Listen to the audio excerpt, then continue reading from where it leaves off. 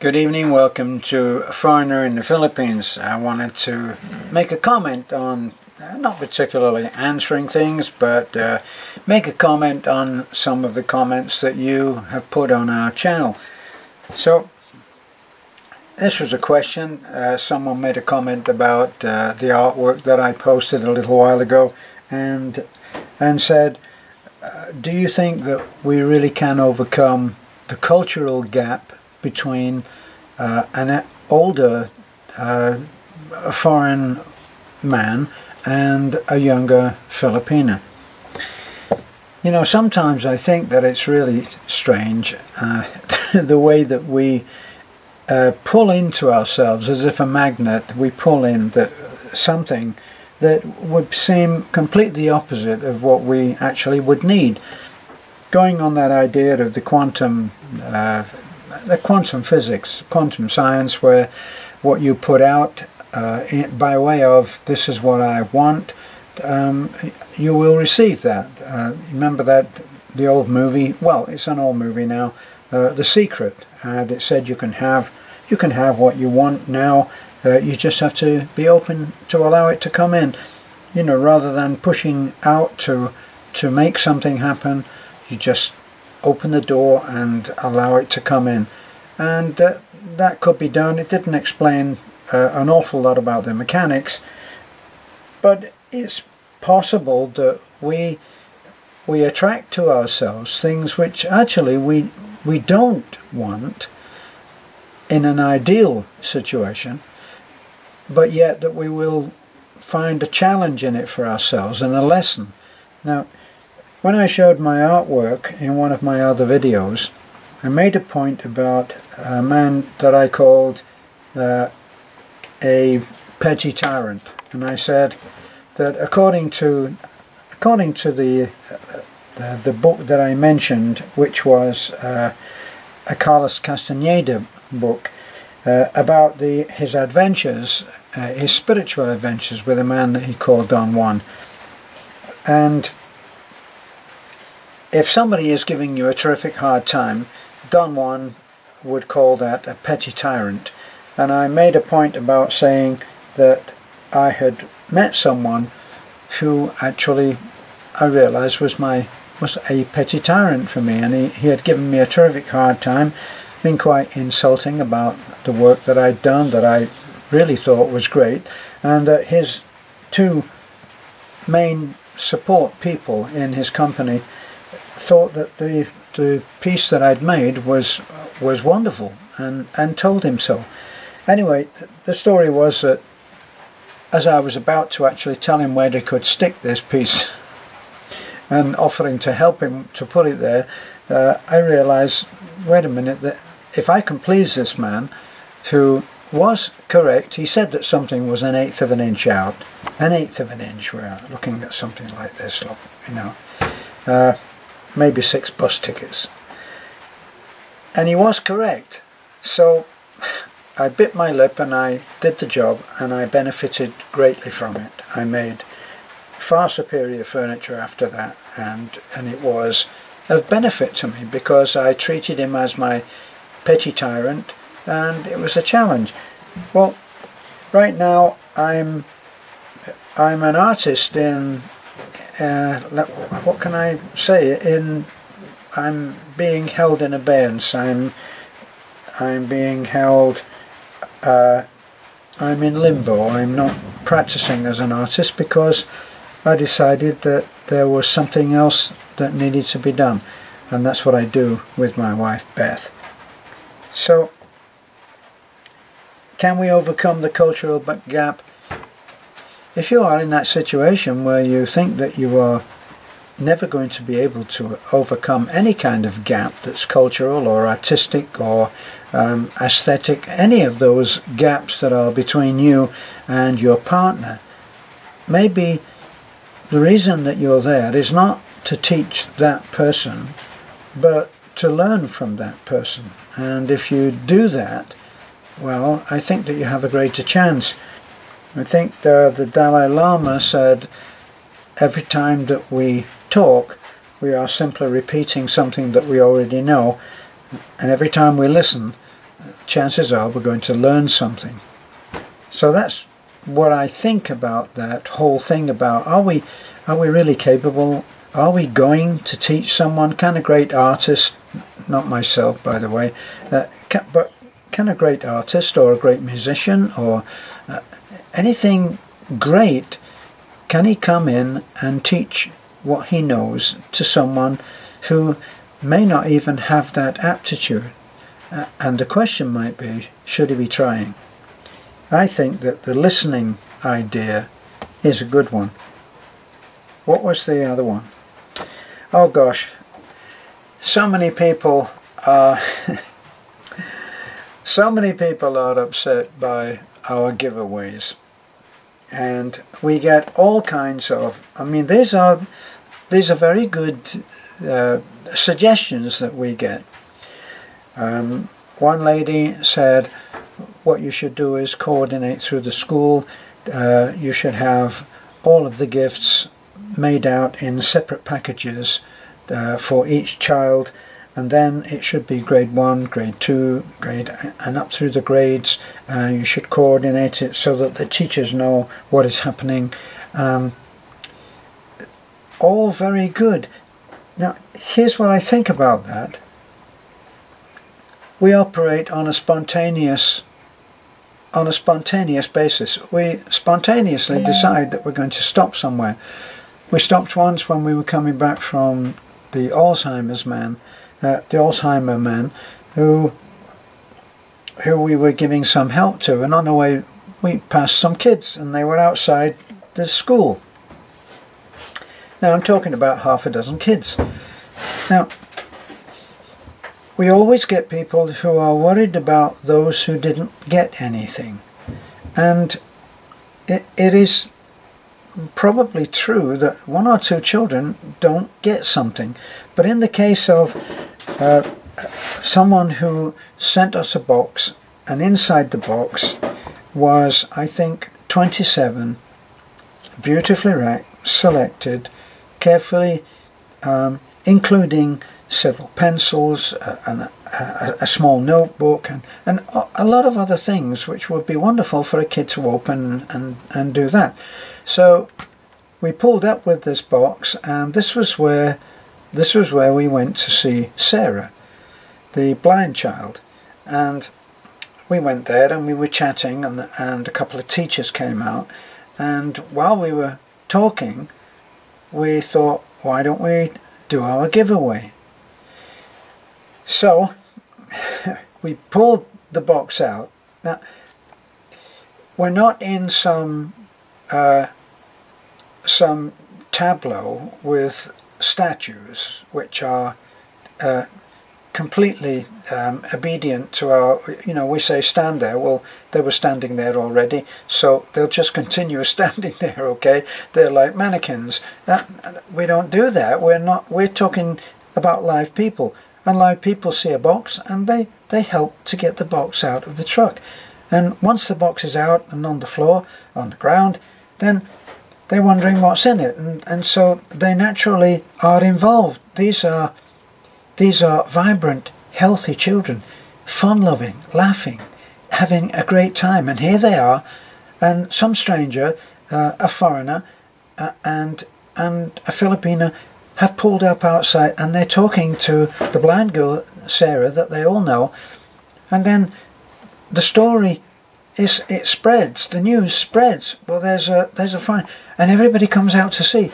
Well, prior to that, I, of course, quietly said, well, what we should do, I said to one of the teachers, I think you'll hear me on the video, we really need just 27 children because we don't want anybody to be without.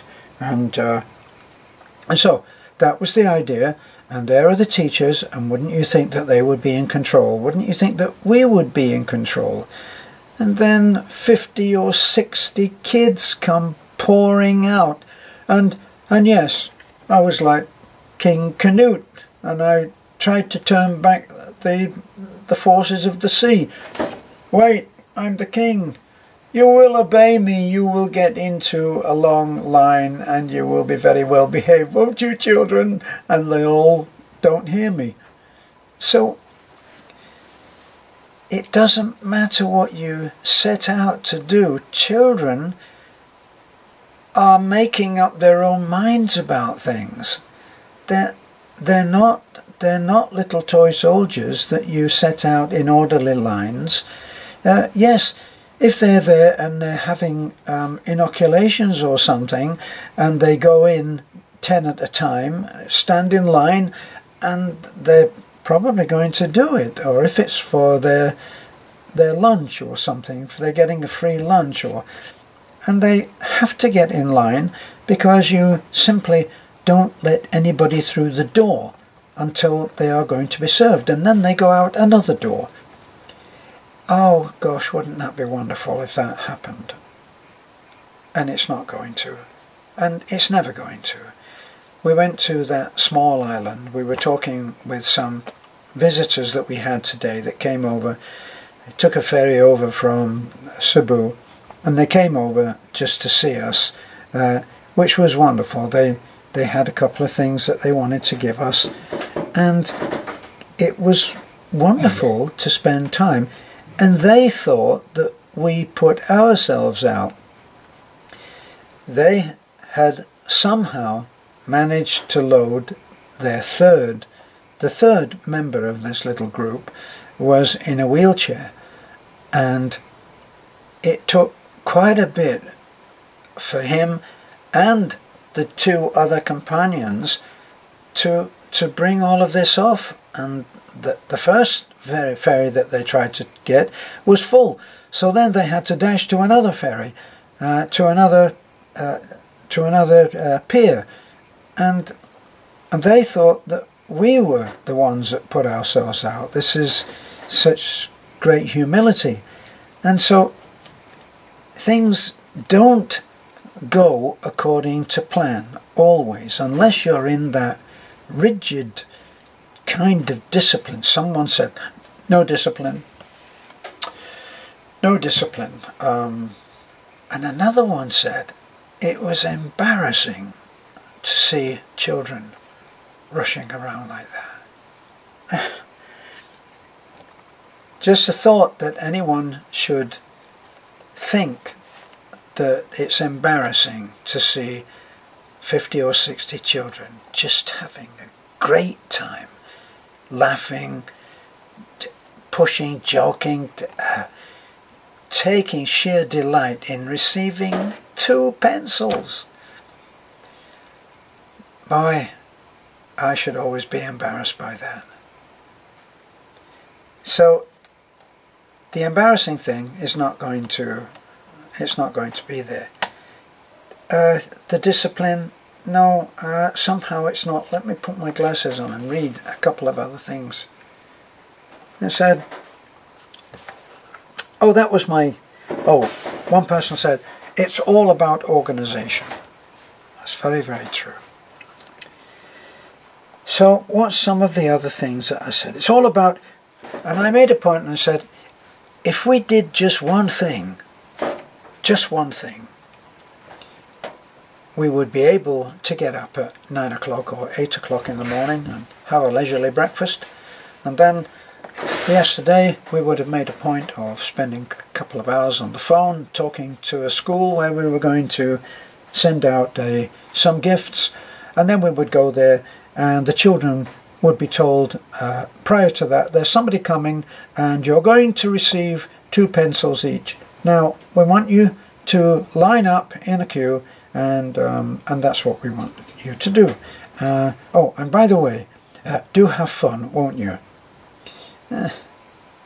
If you could do one thing, maybe that kind of organization, that kind of pre-thought, that kind of, I don't know, lack of spontaneity, if that was the case, then yeah, you could do that. Why don't we do it? Well, because we're not that person, that's why. Well, a lot of people used to come to me when I'd done a piece of artwork, and they'd point to something and they'd say, why did you do the mouth like that?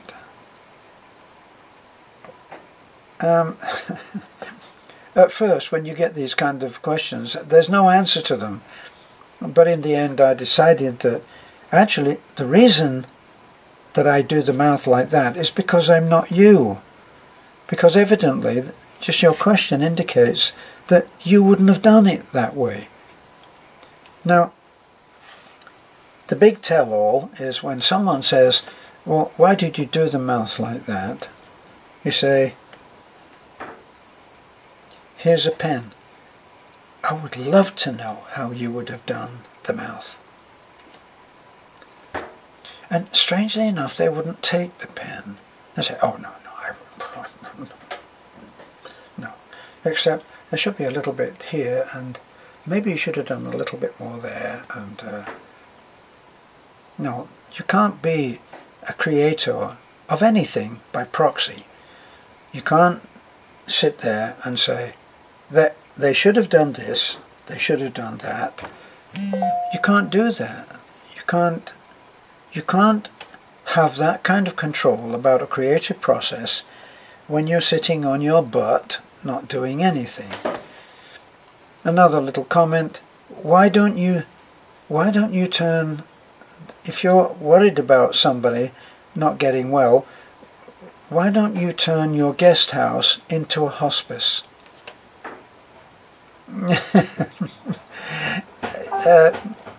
It's a great idea, but why don't we do it with your bedroom? Yeah? You can sleep on the couch, can't you? Come on, you know. Yeah, right. So, one thing I did want to read, if I can find it while we're chatting. Somebody said, let me see if it comes up. It doesn't always, I'm not a techie. This was a comment on the Filipino wife can't get enough of me, what to do. And the man, well, as it's already public, it doesn't make any difference who I say, but Roy Rogers, that's his username, okay? He says, haha, I married a woman from overseas. Sex was great, love was better. She was 27, I was 57. When we married, she talked about slowing down. She wanted it 1 time a month instead of 25 times. I told her I have to use it before I lose it. So we settled for around 20 times till she got sick with cancer on our 4th year together. On her deathbed she said, I love you, make love to me. I held her in my arms and kissed her and thanked her for marrying me. She left that night. So it's not always about a green card. Yes, be careful. I did get lucky. Also, she loved to go to church. I love to get messages that show not that everybody has the same luck, not that everybody has the same story. It's possible to say that you had a lousy time, but to imply that everybody should assume that they're going to have a lousy time is not correct, any more than this man is saying that everybody's going to have someone who will love him like that. He says, yes, be careful. I did get lucky. Also, she loved to go to church. So, something that I've noticed is it's not about comments, although there have been comments about this. And that is in the last couple of days, we went to see 2 people.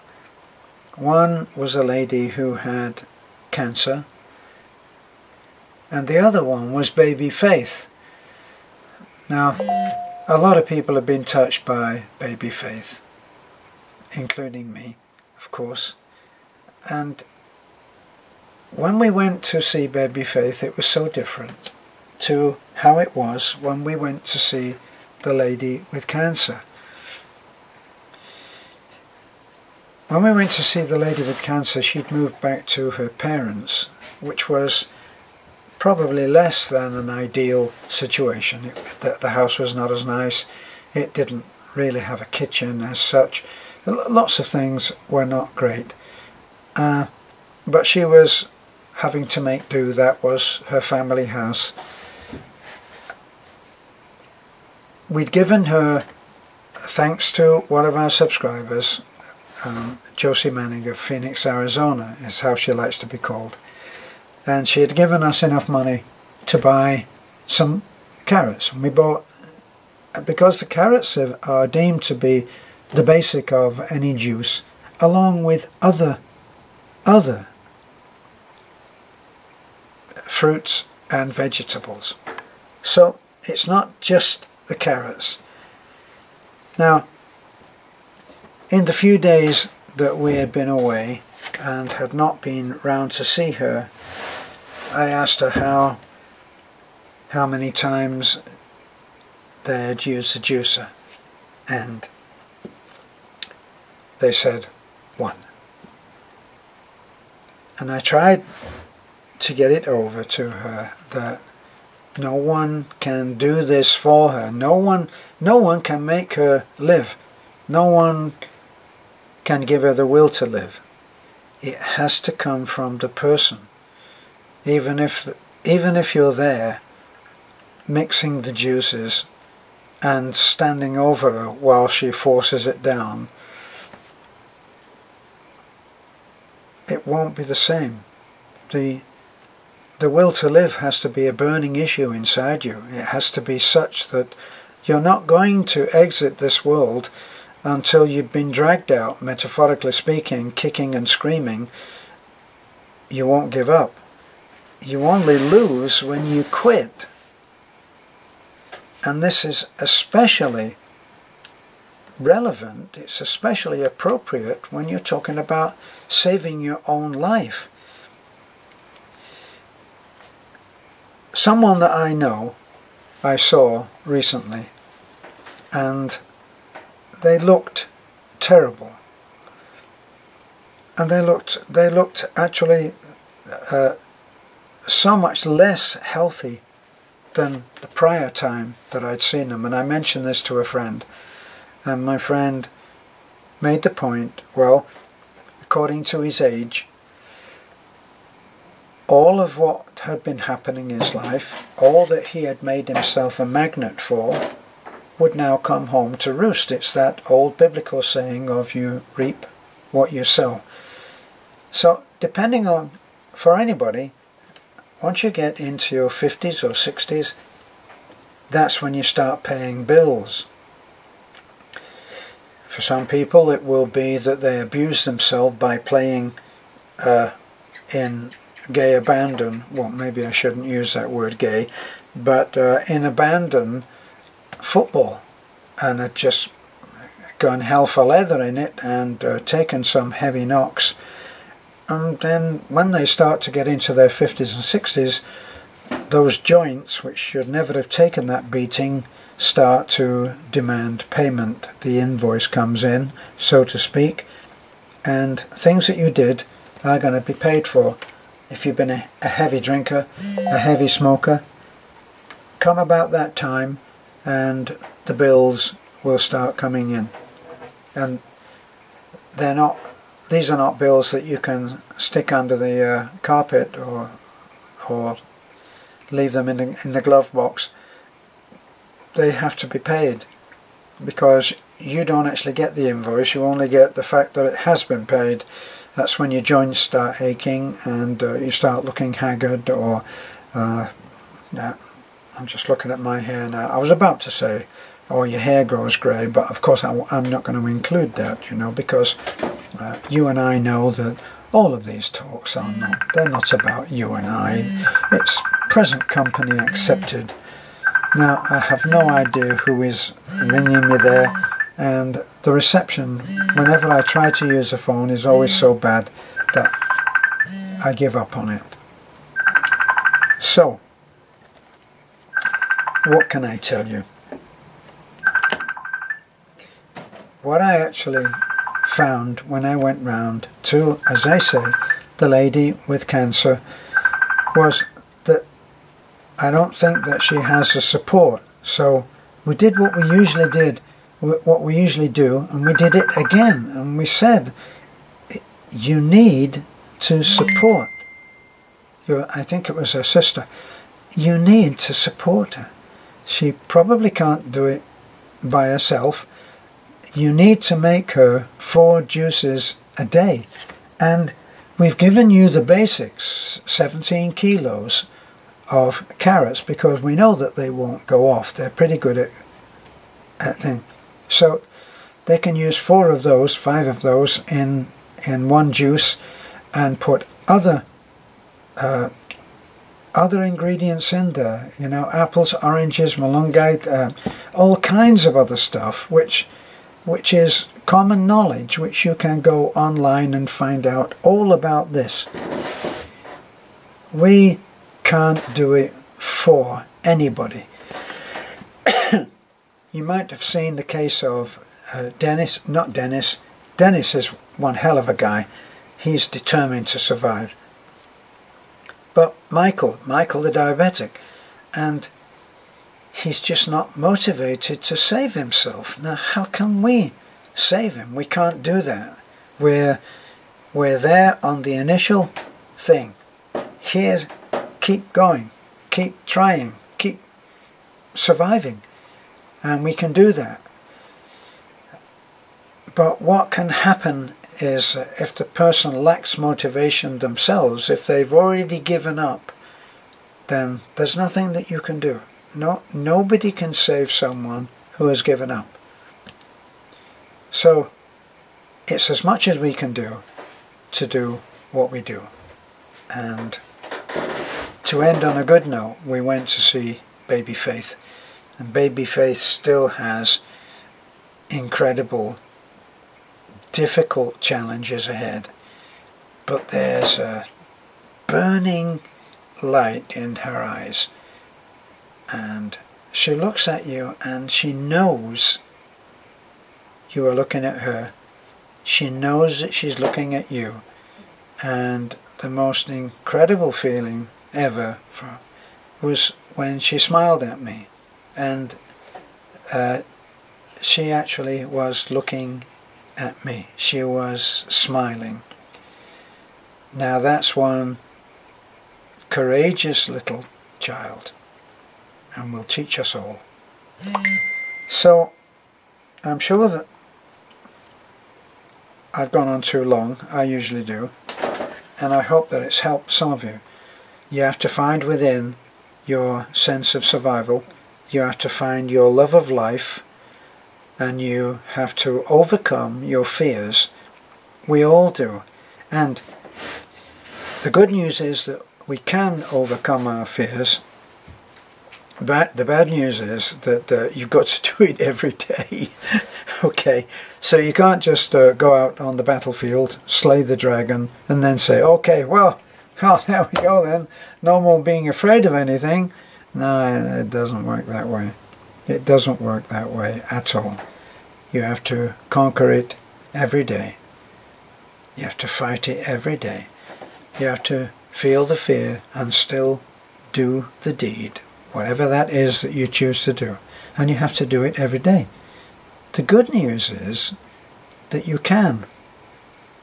That's the good news, is that within every challenge, within every problem that you have in life, it is as if divine intervention has given you the inner resources to be able to face it. Now, I went by tonight and I passed my brother-in-law, man Rado. And Rado is a man who, he doesn't actually talk very much, doesn't speak any English, and I speak so little. I don't speak any conversational of his language, so we usually, it's a smile and a nod and that kind of conversation. And he, at one time, he had to look for his 7-year-old son, who seemed to have forgotten that everybody else was playing hide and go seek, and you have to keep coming back in with every game. And he went to look for him, and when he found him, he was in the well. I don't know how anybody actually can face that. I don't know. I'm saying that everybody has the resources and the strength and the inner resilience to be able to face any obstacle. But we grow up with the knowledge that our father will die, our mother will die, and who knows, maybe our siblings will go before we will. But I don't think that we ever grow up thinking that we may face the death of our child. I don't know how he coped with those first few minutes of pulling the body of his son out of the well. I don't know quite how he recovered from that, but he did, and he's a strong, quality person, and maybe that's it. Maybe that's what we're really talking about, is the quality of the person. How much fight they've got, not how much they get knocked down, but how often they can get up. If you get knocked down 10 times and you get up 10 times, that's the thing. Would it be you get knocked down 10 times but you get up 11? Maybe that's the formula. This is a foreigner in the Philippines. Thanks. And if you think that this will help somebody else who's having a tough time, then share it. We are, thanks to you, we are at 52,000 subscribers, and we value everyone. Thank you.